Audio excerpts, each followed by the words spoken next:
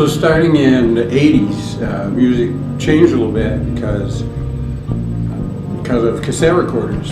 And so bands could make their own thing and share it with other people without having to go through the gatekeepers, you know, the oligarchs of the music business. And for people like me in the punk universe, that was a really cool thing. Like before that, you only got to hear what somebody with money was going to allow you to hear. And that progressed on through time. You know, in the 90s, we could start making our own CDs, and they sound a little better. You know, I know people like cassettes, but they just hiss like motherfuckers. And you know, you lose probably a third of the music you notice. You know, anything subtle is just lost. It's great for punk rock, is who cares? You know, just wow. And so then we could make our own CDs, and then, you know, probably around 2000 sometime, Napster came along, and we could all share what we did with everybody without having any gatekeepers at all anymore. You know, the only gatekeeper is like word of mouth and like that. You know, there's still a lot of biz in the biz, but way less than there used to be, and I think that's a really good thing. So where I'm getting at with this is that at the same time as, even though like our distribution and our ways of sharing have become more democratic, we're still to large parts making our music on equipment built, designed, gate kept again by corporate commercial structures. It's you know, it's still a consumer thing at this root level because we're playing what we bought at Guitar Center. And so what I see myself doing, and what I wish, you know, everybody would do everywhere, is like, let's cut them out of it too. Let's cut those gatekeepers out, and they are gatekeepers in the kinds of sounds that we can use and the kind of ergonomics we can use to play these things, and they're biased toward certain theories and stuff like that. They're you know, they're commercially successful, and it's the same as, you know, before the 80s, we only got to hear what they wanted us to hear, and that kind of, you know, was like disco and arena rock, and, you know, really just stuff. If you're a musician who listens and cares and is interested in any sort of ideas, like, that really doesn't hold very much for you, you know. Now on the sonic level, it's kind of the same thing going on. You know, yeah, we've broken through here, but I would just, I don't know, throw the pants off me if we broke through at the sonic level too, and build our own instruments as well as having our own distribution venues or avenues, whatever you call those things. Let's take them out of it again. That's what I would like to see happening. This isn't very hard to do. You know, making things that make sound is not very hard to do. People did this before they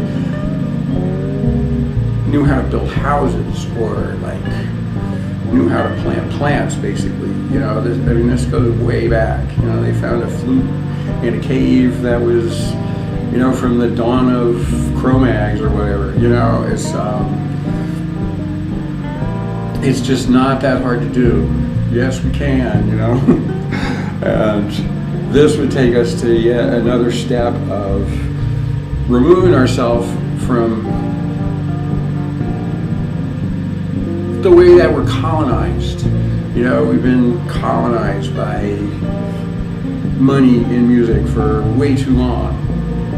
And it affects what we say, and it affects how we say it.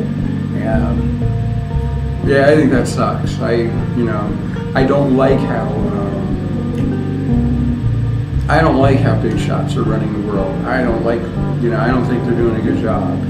Just best between us. I think they're making a mess of the place, and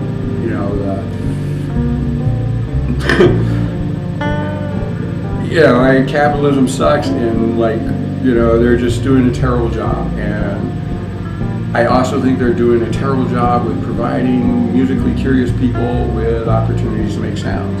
They'll give you computer stuff that you can do all this stuff, but that's another gatekeeper.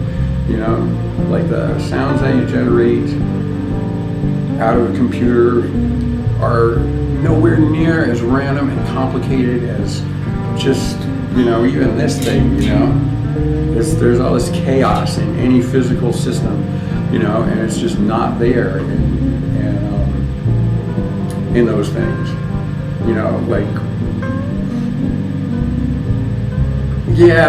we could do this. We could make our own things and take DIY, it's a really important punk aesthetic concept, that I bought. And I know I look like a hippie, but I'm a punk,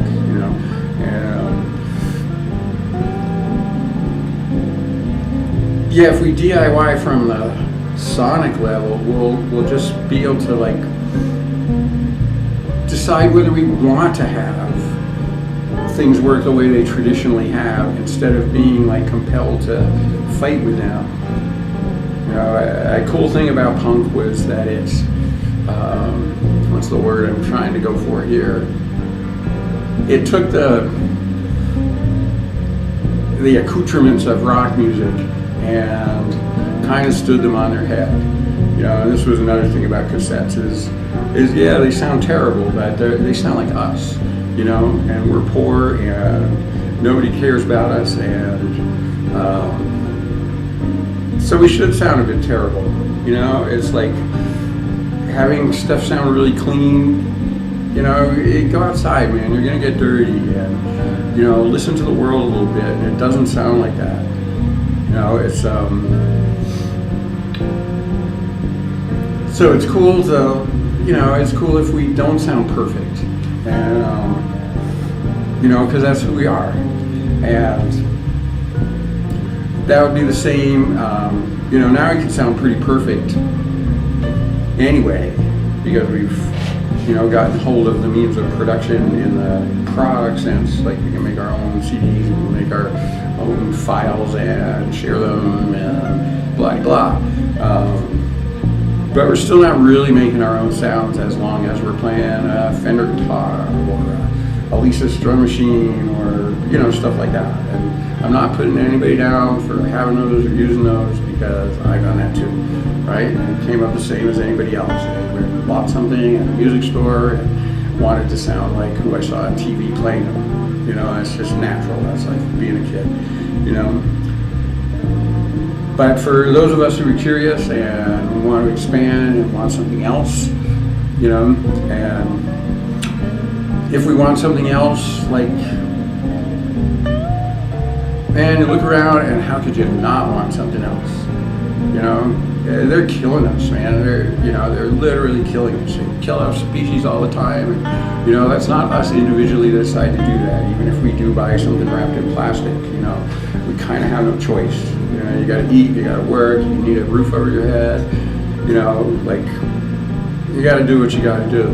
The choices are being controlled by these oligarchs, by people that run shit, and they limit our choices every chance they get. It's better business for them. If they can make us choose one thing all the time, boom, they got a bestseller that's easy to make. Instead of going for a wild field of options. They'll give us lots of little options within the one option, but that one option is the only one there is. So, the same way that we've decided, some of us have decided we want to, go buy our stuff at the farmer's market and grow stuff that's not all Monsanto and chemicals and like that. I'd like to see us go there with sounds too, and It seems difficult because we haven't done it the same way farming seems difficult to some city kid. But you get out there and you dig some holes and you put some stuff in and you learn and you do it. And you know, I know plenty of like totally bourgeois, like city suburban kids who've ended up like dirt under their fingernail farmers, you know, smelling like cow poop and all that. You know, it's not that hard. And it's the same with building instruments. It's just not that hard. I guess that covers it.